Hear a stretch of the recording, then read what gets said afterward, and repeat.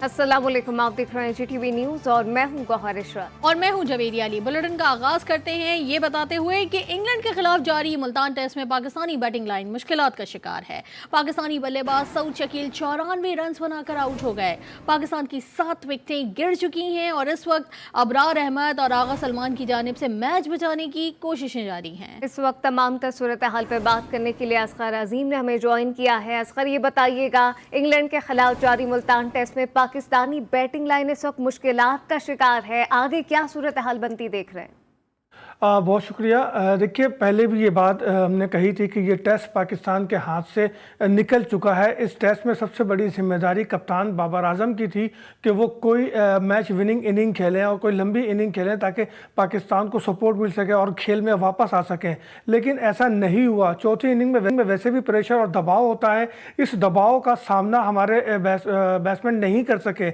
आप ये देखें कि सऊद शकील नर्वस 90 का शिकार हुए और 94 रन बनाकर आउट हुए। गो के उन्होंने बड़ी मैराथन इनिंग खेली और 203 रन का उन्होंने 203 बॉल्स का उन्होंने सामना किया, लेकिन एक ऐसे वक्त में जब उन्हें लंच के बाद क्रीज पे होना चाहिए था तो वो आउट हो गए। लेकिन उनके आउट में थोड़े शक व शुबात ज़रूर हैं और ऐसा लगता है कि गेंद ने ज़मीन से रगड़ खाई है, लेकिन शायद टीवी एम्पायर को वो चीज़ नज़र नहीं आई और उन्होंने उसे आउट करार दिया, जो पाकिस्तान के लिए बहुत बड़ा नुकसान है। दीगर बल्लेबाजों में भी कोई ख़ास कारकर्दगी नहीं रही। हमने रिजवान को देखा कि वो ओपनिंग के लिए आए, बड़ी ख्वाहिश थी रिजवान की कि वो ओपनिंग करें टेस्ट क्रिकेट में भी, लेकिन 30 रन से ज़्यादा वो स्कोर नहीं कर सके। अब्दुल्ला शफीक, उन्होंने कुछ मज़ाहमत की और उसके बाद नवाज़ ने कुछ मज़ाहमत की, लेकिन मजमूई तौर पर देखा जाए तो पाकिस्तानी बैट्समैन इंग्लिश बॉलर्स का सामना नहीं कर सके। एक ऐसी विकेट पर जहाँ पे स्पिनर ज़्यादा कामयाब हो रहे थे, हमने ये देखा कि इंग्लिश जो फास्ट बॉलर्स हैं उन्होंने ज़्यादा रोल अदा किया और ये तमाम तर जिम्मेदारी जो है मैच मैनेजमेंट, टीम मैनेजमेंट की जाती है, जिन्होंने अब तक जो है टेस्ट क्रिकेट में ये बात वाज़ेह ही नहीं की कि कौन सा बल्लेबाज, कौन सा खिलाड़ी टीम में इन रहेगा, कौन आउट होगा। जिसकी वाज़ेह मिसाल मोहम्मद नवाज़ की है कि वो अचानक टीम में इन होते हैं और अजहर अली को ड्रॉप कर दिया जाता है। तो ये बड़ा जो है लम्हा फिक्रिया है पाकिस्तान टीम के लिए, पाकिस्तान मैनेजमेंट के लिए, PCB के लिए कि वो कोई एक सिस्टम तो बनाए कि आखिर कौन सा लड़का कौन सा फॉर्मेट। यकीनन ये एक लम्हा फिक्रिया है। असगर साथ ही मौजूद रहिएगा। Senior anchor person Ali Salman ने भी हमें ज्वाइन किया है। बहुत शुक्रिया अली सलमान वक्त देने के लिए। अभी जो दूसरा टेस्ट है, पहला टेस्ट हमने देखा वो हार गए, अभी फिर हम देख रहे हैं कि बहुत मुश्किल है बचना और उम्मीदें कम होती चली जा रही हैं। और इंग्लिश कप्तान का एक बयान भी सामने आया था जिसमें उनका कहना यह था कि हम जीतने के लिए खेलते हैं। क्या कहना चाह रहे थे वो? हम लोग क्या सिर्फ दिफाई पोजीशन पे ही रहते हैं? जी हाँ, thank you so much for inviting me. नहीं, बिल्कुल सही है कि हम लोग दिफाई पोजीशन पे भी रहते हैं और हम लोग अपने सिर्फ सर्वाइवल के लिए भी खेलते हैं। हम लोग इंडिविजुअल गेम खेलते हैं। हमारी कोशिश ये होती है कि हम जो है किसी न किसी तरह टीम में अपनी जगह को जो है वो कॉन्क्रीट रखें। और अभी आप इंग्लैंड की टीम को अगर आप देखते हैं तो इंग्लैंड की टीम ने बगैर किसी मैच खेले, जिस तरह से वो रावलपिंडी में टेस्ट मैच चले, उनकी एक एग्रेसिव अप्रोच नजर आई और उनको फौरन ही देख के हमने भी अपनी अप्रोच को चेंज कर देगा फैसला किया। एग्जीक्यूशन हमारा इतना अच्छा नहीं था, यही वजह है। हमारी सिलेक्शन अच्छी नहीं थी, हमारी जो प्लानिंग हमारी अच्छी नहीं थी और यही वजह है जिसकी वजह से इस वक्त हम आज बैकफुट पर हैं। और यही वजह है कि पाकिस्तान की क्रिकेट कॉस्मेटिक सर्जरी की जरूर बात होती है, ये जरूर कहा जाता है कि क्रिकेट हमारी बहुत अच्छी जा रही है, लेकिन अभी बहुत फ्लॉज हैं हमारे डोमेस्टिक में, हमारी इंटरनेशनल क्रिकेट में। अच्छा अली, ये भी बताइएगा कि बैटिंग लाइन इस वक्त मुश्किलात का शिकार है और पाकिस्तान की 7 विकेटें गिर चुकी हैं। अब आप क्या समझते हैं, अब क्या स्ट्रेटेजी होनी चाहिए मैच को बचाने के लिए? देखिए, क्रिकेट में लास्ट बॉल तक कुछ नहीं किया जा सकता कि क्या रिजल्ट सामने आएगा, लेकिन जो नजर आ रहा होता है हम उसी को एनालाइज कर सकते हैं। और नजर हमें यही आ रहा है कि हमारी सिलेक्शन प्रॉपर नहीं है, हम टेस्ट क्रिकेट के मिजाज के हिसाब से टीम को सिलेक्ट नहीं कर रहे हैं, हम व्हाइट बॉल के प्लेयर को उठा के टेस्ट क्रिकेट खिला रहे हैं, रेड बॉल खिला रहे हैं और यही वजह है कि उसके जो नतीजे हैं वो सामने आ रहे हैं। हम अपने डोमेस्टिक क्रिकेट को अहमियत नहीं दे रहे। अभी आपने देखा डोमेस्टिक के परफॉर्मर है सऊद शकील, उनको खिलाया, उन्होंने परफॉर्म किया। अबरार अहमद डोमेस्टिक में आउट कर आए, उनको खिलाया, अबरार अहमद ने आउट किया। लेकिन अगर आप व्हाइट बॉल के प्लेयर को PSL से T20 से उठा के टेस्ट क्रिकेट खिलाने की कोशिश करेंगे तो उसके हौसला अफजा नतीजे सामने नहीं आएंगे और पाकिस्तानी क्रिकेट इसी तरह से डैमेज होती रहेगी, इसी तरह से पाकिस्तान क्रिकेट स्ट्रगल करती रहेगी। अच्छा असगर, आपसे सवाल है कि अगर पाकिस्तान मैच हार जाता है, टेस्ट मैच ये वाला भी हार जाता है, कौन जिम्मेदार होगा? आप क्या समझते हैं? देखिए, सबसे बड़ा नुकसान तो ये होगा कि पाकिस्तान के पास अगर ये टेस्ट मैच जीत जाता तो टेस्ट चैंपियनशिप के लिए अगर मगर की सिचुएशन में ये मौजूद रहता, लेकिन अगर ये टेस्ट पाकिस्तान हार जाता है तो फिर टेस्ट चैंपियनशिप से भी पाकिस्तान बाहर हो जाएगा। गो कि इसके बाद न्यूजीलैंड के अगेंस्ट भी पाकिस्तान को खेलना है, लेकिन सूरत हाल जो सामने आ रही है कि पाकिस्तान टेस्ट चैंपियनशिप से बाहर होता हुआ नजर आ रहा है और उसकी तमाम तर जिम्मेदारी टीम मैनेजमेंट पर और सिलेक्टर्स पर आयद होती है। गो के कोच बहुत तजर्बेकार हैं, सकलेन मुश्ताक एक तजर्बेकार प्लेयर हैं और टेस्ट क्रिकेट में उनका एक अच्छा रिकॉर्ड है, लेकिन मुझे लग नहीं रहा कि वो या बैटिंग कोच या कोई भी जो है वो खिलाड़ियों पर असरअंदाज हो रहा है या उन्हें कोई टिप्स ऐसा दे रहा है जिससे वो अपनी हिकमत अमली बेहतर कर सके। एक ऐसी विकेट पर आप खुद देखेंगे जहां स्पिनर्स कामयाब हो रहे थे, वहां पे हमारे बैट्समैन जो है वो सऊद शकील हो या उससे पहले नवाज हो, वो फास्ट बॉलर को विकेट देकर जा रहे हैं और तकरीबन सेम अंदाज से विकेट दी गई है। लेग से गेंद जा रही थी और दोनों बैट्समैनों के आई थिंक ग्लव्स से ही गेंद टच होते हुए जो है वो विकेट कीपर के पास गई। तो ये बड़ा ही एक टेक्निकल पॉइंट है जिसको वर्क करने की ज़रूरत है, कोचेस को काम करने की ज़रूरत है। अभी तीसरा टेस्ट हमें कराची में भी खेलना है, लेकिन मुझे इस टीम से ये उम्मीद नज़र नहीं आ रही कि आगे कहीं जाकर ये कोई टेस्ट जीत पाए। पाकिस्तानी बैटिंग लाइन मुश्किलात का शिकार है, जीत मुश्किल दिखाई देती है। असगर अजीम हमारे साथ मौजूद है, बहुत शुक्रिया। उनके साथ ही अली सलमान भी हमारे साथ मौजूद है, आप दोनों का बेहद शुक्रिया। दीगर खबरें शामिल करें। आपको बताएं कि चमन में अफगान बॉर्डर फोर्सेस की शहरी आबादी पर फायरिंग पर पाकिस्तान ने अफगान हुकूमत से शदीद एहतजाज किया है। दफ्तर खारजा ने अफगान हुकाम से बॉर्डर फोर्सेस की बिला इश्तियाल और अंधाधुंध फायरिंग के जिम्मेदारों के खिलाफ सख्त कार्रवाई का मुतालबा कर दिया।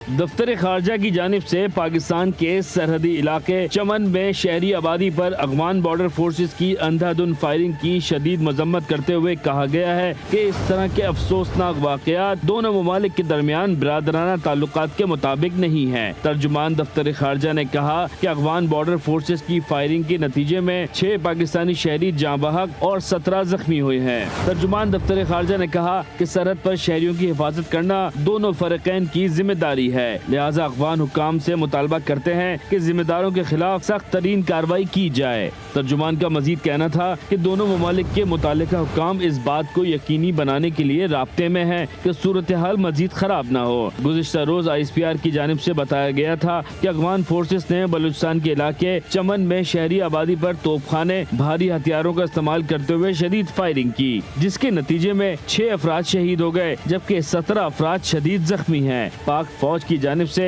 भरपूर और बरवक्त जवाबी कार्रवाई की गई, ताहम दोस्त मुल्क में शहरियों को निशाना बनाने से गुरेज किया गया। वज़ीर आज़म शहबाज शरीफ ने चमन में अफगान बॉर्डर फोर्सेस की जानिब से शहरी आबादी पर बिला इश्तियाल फायरिंग के वाक़े की शदीद मजम्मत की है। अपने ट्विटर पैगाम में वज़ीर आज़म ने वाक़े में शहरियों की शहादत पर अफसोस का इजहार किया। वज़ीर आज़म शहबाज शरीफ ने अफगान हुकूमत पर मुस्तकबिल में ऐसे वाक़यात रूनुमा होने से रोकने पर जोर दिया है। वज़ीर आज़म शहबाज शरीफ का आज शाम अहम तरीन प्रेस कॉन्फ्रेंस करने का फैसला सामने आया है। ज़रा के मुताबिक शहबाज शरीफ मुल्क की मजमूई सियासी सूरत हाल पर प्रेस कॉन्फ्रेंस करेंगे और आइंदा की सियासी हिकमत अमली से मुताल्लिक आगाह करेंगे। वज़ीर आज़म असम्बलियों की तहलील समेत दीगर उमूर पर बात करेंगे। इसके अलावा वफाकी हुकूमत ने नैब की खुदमुख्तारी और चेयरमैन नैब के इख्तियारात खत्म करने का फैसला कर लिया है। वजारत कानून ने नैब हुक्काम को खत लिखकर आगाह कर दिया। खत में बताया गया है कि नैब को जल्द किसी वजारत या डिवीजन के मातहत कर दिया जाएगा।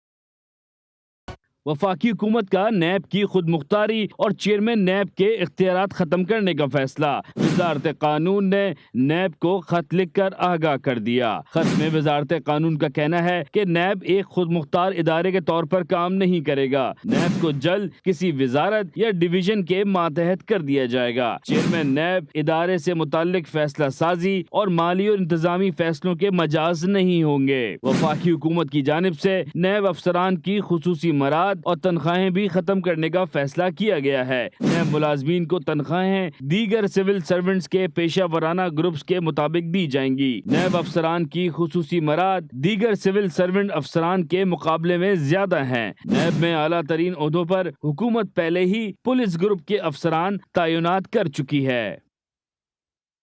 वज़ीर आला खैबर पख्तूनख्वा महमूद खान ने वफाकी हुकूमत को खबरदार कर दिया है। वज़ीर आला ने कहा कि वफाकी हुकूमत हमारे बकाया जात जारी करे। उन्होंने कहा कि हमारे पास तनख्वाहों के भी पैसे नहीं, वफाक नहीं देगा तो कौन देगा। जिस मुश्किल से हम गुजर रहे हैं वो फाइनेंसिस के हमारी इशू है सूबों की। बहुत कोशिश की हमने, फेडरल गवर्नमेंट के साथ हमने इंटरेक्शन की। मेरा फाइनेंस मिनिस्टर भी तैमूर जगड़ा यहाँ पर मौजूद है। उनको हमने लेटर लिखे कि ये हमारे फाइनेंशियल इश्यूज है, इनको रिजॉल्व करा दें, लेकिन उनकी तरफ से कोई जवाब नहीं आया। जब से ये गवर्नमेंट आई है, रिजीम चेंज हुआ है, तो तब से हम बड़े मुश्किल से गुजर रहे हैं। बल्कि ये कोशिश कर रहे हैं कि हमें दीवार से लगा दे और ये इसी पर लगे हुए और सारा मलबा हम पे आए। मैं आज सिर्फ इसको वार्न करना हूँ फेडरल गवर्नमेंट को, हमारे वाजिबात, हमारे पैसे दे दे, वो हमारा हक है, हम आपसे भीख नहीं मांग रहे। 189 बिलियन। असम्बलियों की तहलील करने की हतमी तारीख के मामले पर चेयरमैन तहरीक इंसाफ इमरान खान आज भी जमान पार्क में मसरूफ दिन गुजारेंगे। वो पंजाब की मुख्तलिफ अजला के अरकान, कौमी और सूबाई असम्बली समेत दीगर रहनुमाओं से मुलाकातें करेंगे। इस्तीफ़ों और असम्बलियों की तहलील पर रहनुमाओं से मजीद मुशावरत होगी। जमान पार्क के अतराफ में सिक्योरिटी के सख्त इंतजाम किए गए हैं।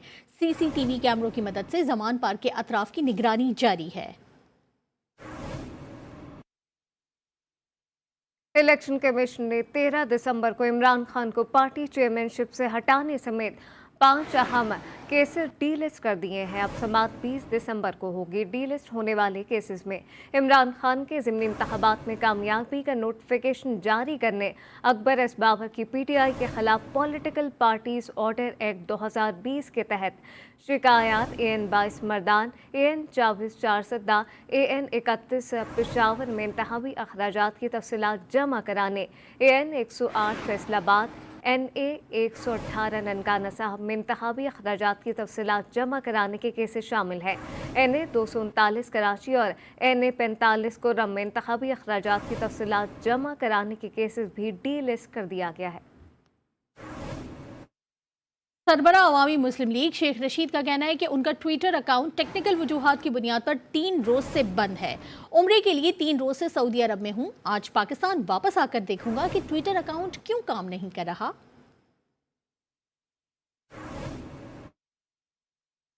इस्लामाबाद हाई कोर्ट ने कायद-ए-आज़म यूनिवर्सिटी की ज़मीन पर बाहरा कहो पास की तामीर के खिलाफ दरख्वास्त खारिज कर दी है। अदालत ने कायद-ए-आज़म यूनिवर्सिटी की ज़मीन पर प्रोजेक्ट की तामीर के खिलाफ हुक्म इम्तना भी खारिज कर दिया है। इस बारे में मजीद तफसीलात जान लेते हैं आसिया कौसर से। आसिया, आगाह कीजिएगा, अदालती कार्रवाई क्या रही?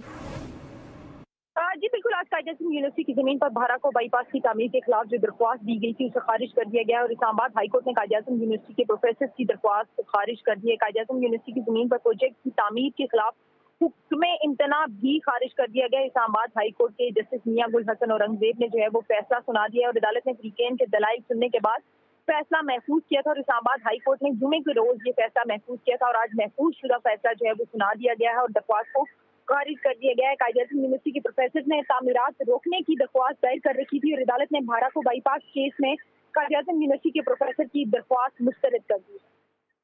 आसिया कौसर तफसीलात से आगाह कर रही थी, आपका शुक्रिया।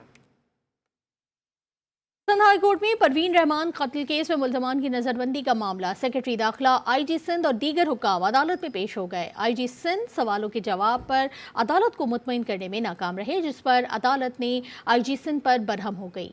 अदालत ने एडिशनल एडवोकेट जनरल सिंध हुकूमत से मुशावरत के लिए मोहलत दी है। मजीद अदालती कार्रवाई से मुतालिक तफसीलात जान लेते हैं नुमाइंदा GTV मंसूर ज़िया से। जी मंसूर, बताइएगा मजीद क्या कहा गया है, क्या रिमार्क्स रहे अदालत के?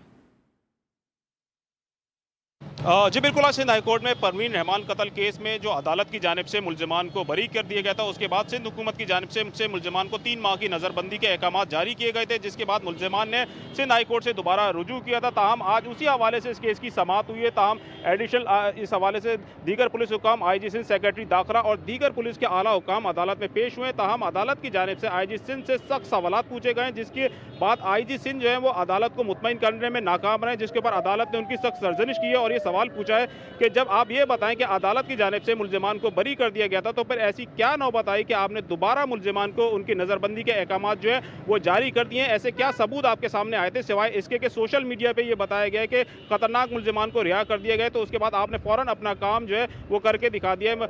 IG सिंध की जानिब से अदालत को ये बताया गया है कि हमें जो इस हवाले से मुद्दइयाँ थी, उनकी जो सिस्टर थी अकीला, उनकी जानिब से हमें दरख्वास्त दी गई थी कि मुल्जिमान की नज़रबंदी के हवाले से, तो इसी हवाले से हमने मुल्जिमान को दोबारा उनकी नज़रबंदी के अहकामात जारी किए, जिसके ऊपर अदालत ने ये रिमार्क्स दिए कि अगर आपको सिंध हाई कोर्ट के अहकामात के खिलाफ जाना था तो आपको अपील दायर करनी होती है, इसका प्रोसेस होता है बाकायदा। आप सुप्रीम कोर्ट से रुजू करते हैं, आपने बाकायदा इसके कि आप सुप्रीम में रुजू करते हैं, आपने खुद ही मुल्जिमान की 3 माह की नज़रबंदी के अहकामात जारी कर दिए। इसके अलावा भी अदालत ने कहा है कि बहुत से मुल्जिमान जो है वो बरी हुए, तो आप ये बताएं कि और कितने मुल्जिमान को आपने इसके अलावा नज़रबंदी के अहकामात जो हैं वो जारी किए गए। ताहम सेक्रेटरी दाखिला की जानिब से भी अदालत ने बताया गया कि हमें जो अहकामात उनके दरख्वास्त गुजार की जानिब से दिए गए थे, हमने उसी के ऊपर अमल किया, जिसके ऊपर अदालत ने सख्त रिमार्क्स देते हुए IG सिंध को ये कहा है कि आप जो है पब्लिक सर्वेंट है, आप किसी के ज़ाती मुलाजिम नहीं, तो लिहाजा जो अहकामात अदालत आपको देती है, आपका ये फ़र्ज़ है कि उन अहकामात की अमल दरामद करें, उनको अदालती हुकूमत के जो अहकामात दिए जाते हैं उसके ऊपर अमल दरामद फौरी तौर पर यकीनी बनाया जाए। ताहम इसके अलावा भी अदालत की जानिब से ये कहा गया है कि ऐसे ठोस सवाइद हमें पेश करें जिसके बायस हमें ये यकीन हो सके कि आपने जो मुल्जिमान को बंद किया उससे वाकई को शहर को अमन को से खतरा था। परवीन रहमान कत्ल केस में मुल्जिमान की नज़रबंदी से मुतालिक समाअत हुई और समाअत का अहवाल हमें मंसूर ज़िया ने बताया। बहुत शुक्रिया आपका। रावलपिंडी के गार्डन कॉलेज के तलबा और असातिज़ा ने निजकारी के खिलाफ मुजाहरा शुरू कर दिया। तलबा ने सड़क बंद करके धरना दे दिया है। तलबा का मुतालबा है कि कॉलेज की निजकारी फौरी तौर पर रोकी जाए। वज़ीर आला पंजाब चौधरी परवेज़ इलाही की एक और कामयाबी, सनअतों को सस्ती बिजली मिलेगी। जर्मन कंपनी लाहौर में कूड़ा करकट से बिजली पैदा करने का प्रोजेक्ट लगाने पर आमादा हो गई है। वज़ीर आला पंजाब से German company innovative techno plus के chief executive officer Carsten Wenes की एक क़यादत में सरमायाकारों के वफ़द की मुलाकात हुई। चौधरी परवेज़ इलाही ने कहा, वेस्ट टू एनर्जी प्रोजेक्ट से सस्ती बिजली मिलेगी। पंजाब काबीना ने वेस्ट टू एनर्जी प्रोजेक्ट के लिए EOI की मंजूरी दी। वेस्ट टू एनर्जी प्रोजेक्ट से हासिल होने वाली बिजली बराह रास्त इंडस्ट्रियल स्टेटस को दी जाएगी। वेस्ट टू एनर्जी प्रोजेक्ट से हासिल होने वाली बिजली की पैदावारी लागत में 50% से ज़्यादा कमी आएगी। मुस्लिम लीग नून के दौर में वेस्ट टू एनर्जी प्रोजेक्ट पर तवज्जो ना देकर मुजरमाना गफलत की गई। पब्लिक प्राइवेट पार्टनरशिप के तहत स्ट्रीट लाइट्स का निज़ाम सोलर पर मुंतकिल करने का फैसला किया गया है। कमिश्नर्स ऑफिस, स्पोर्ट्स ग्राउंड और दीगर इदारे सोलर एनर्जी पर मुंतकिल किए जाएंगे। पंजाब में बिजली की तरसील के लिए ट्रांसमिशन एंड डिस्ट्रीब्यूशन कंपनी कायम की जाएगी।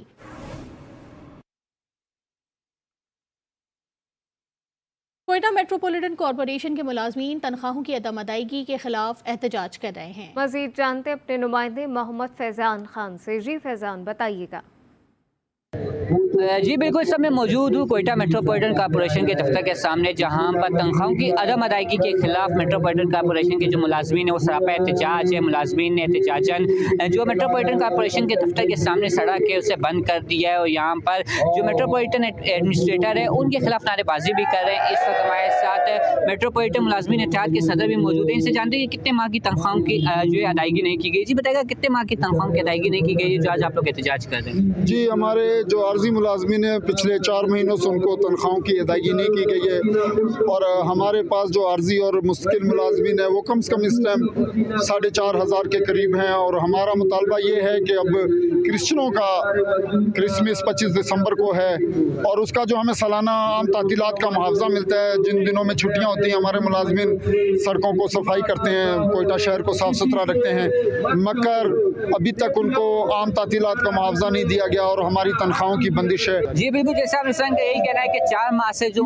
यहाँ पर कॉन्ट्रैक्ट पे काम करने वाले मुलाजमीन हैं उनकी तनख्वाहों की अदायगी नहीं की गई है, जबकि पेंशनर्स को पेंशन भी 4 माह से अदा नहीं की गई है। इसकी वजह से उन्हें काफ़ी माली मुश्किलात का सामना करना पड़ रहा है। जी, कराची में सड़कों की हालत बद से बदतर होती जा रही है। जहांगीर रोड की गलियां गुज़िश्ता 6 माह से गटर के पानी में डूबी हैं।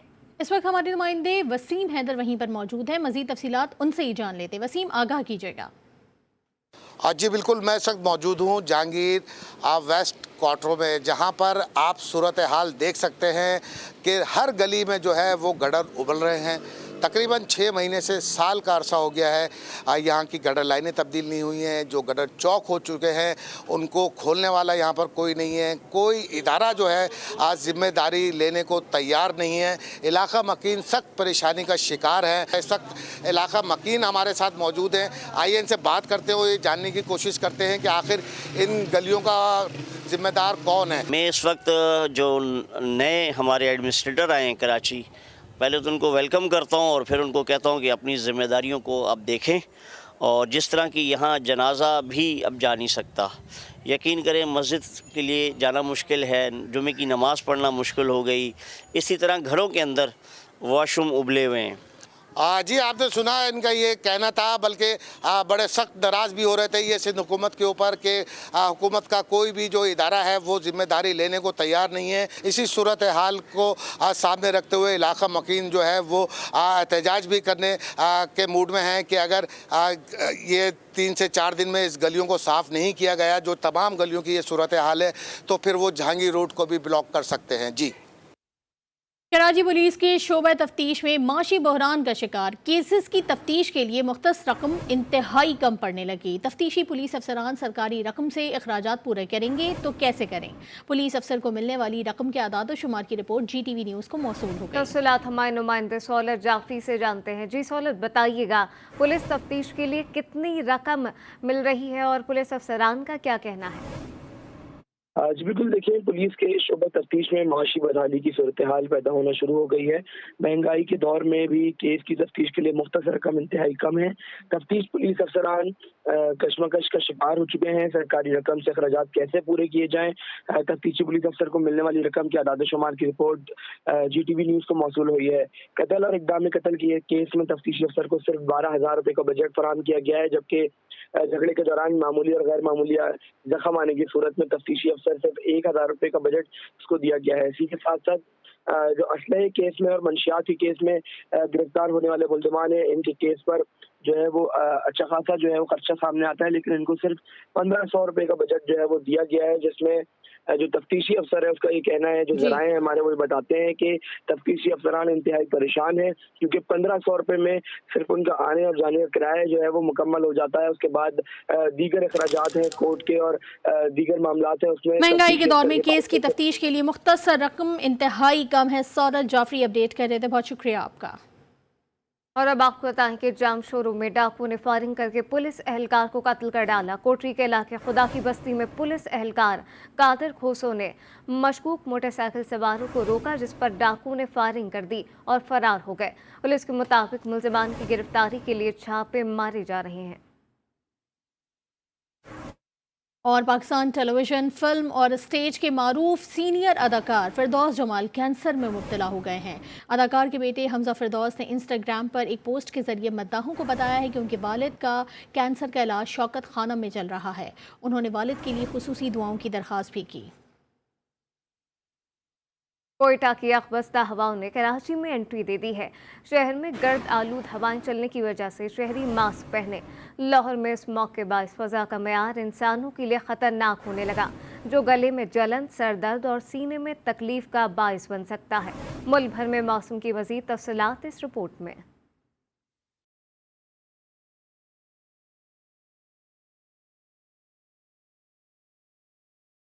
कराची में मौसम सर्द, शहरियों ने गर्म कपड़े आखिरकार निकाल ही लिए। महकमा मौसमियात का कहना है कि शहर में समंदरी हवाएं बंद हो जाएंगी और बलूचिस्तान के शुमाली इलाकों से हवाएं चलेंगी। इस दौरान पारा कम से कम 15 से 17 डिग्री के दरमियान हो सकता है। शहर की फिजा इंतहाई खराब करार दी गई है, जिसमें सांस के मर्ज में मुब्तला शहरियों को मास्क इस्तेमाल करने और एहतियात करने की हिदायत की गई है। बालाई सिंध के जिला में सुबह के वक्त धुंध छा सकती है। पंजाब के दारुल हुकूमत लाहौर में ठंड बढ़ गई। सुबह के औकात में शदीद धुंध ने डेरे डाल रखे हैं। सूबा खैबर पख्तूनख्वा में मतला जुज़वी अबारालूद और मौसम सर्द है, ताहम सूबे के बेशतर मैदानी इलाकों में धुंध छाई रहेगी, जबकि एबटाबाद, सवात, बालाई, दीर और चित्राल के इजला में चंद एक मुकामात पर बारिश और पहाड़ों पर हल्की बर्फबारी हुई। सूबे बलूचिस्तान के बेशतर अजला में मौसम सर्द और खुश्क है। कोयटा, ज़ायरत और गिरदोनवा में मतला जुज़वी अबारालूद और पहाड़ों पर हल्की बर्फबारी का इम्कान है। ज़ायरत -2 डिग्री सेंटीग्रेड के साथ सूबे का सर्द तरीन इलाका रिकॉर्ड किया गया है। Welcome back. Football world cup के सेमीफाइनल में जगह बनाने वाली टीमों ने तैयारी शुरू कर दी है। मेगा इवेंट का पहला सेमीफाइनल कल रात साबिक आलमी चैंपियन मेसी 11 अर्जेंटीना और क्रोएशिया के दरमियान खेला जाएगा। दूसरे सेमीफाइनल में बुध को अफ्रीकन टीम मराकश का मुकाबला दिफाई चैंपियन फ्रांस से होगा। इवेंट के तीसरे क्वार्टर फाइनल में मराकश ने क्रिस्टियानो रोनाल्डो की टीम पर पुर्तगाल को शिकस्त दी, जबकि दिफाई चैंपियन फ्रांस ने 1966 की आलमी चैंपियन इंग्लैंड को हराकर सेमीफाइनल में जगह बना ली। कराची के इलाके गुलिस्तान जौहर ब्लॉक 1 में कायम मस्जिद खिजरा खूबसूरती में अपनी मिसाल आप है। इस मस्जिद की तज़ीन और आराइश ऐसी है कि देखने वाले दंग रह जाते हैं। इस मस्जिद को किस खूबसूरती के साथ तामीर किया गया है, बता रहे हमारे नुमाइंदे वसीम हैदर अपनी इस रिपोर्ट में।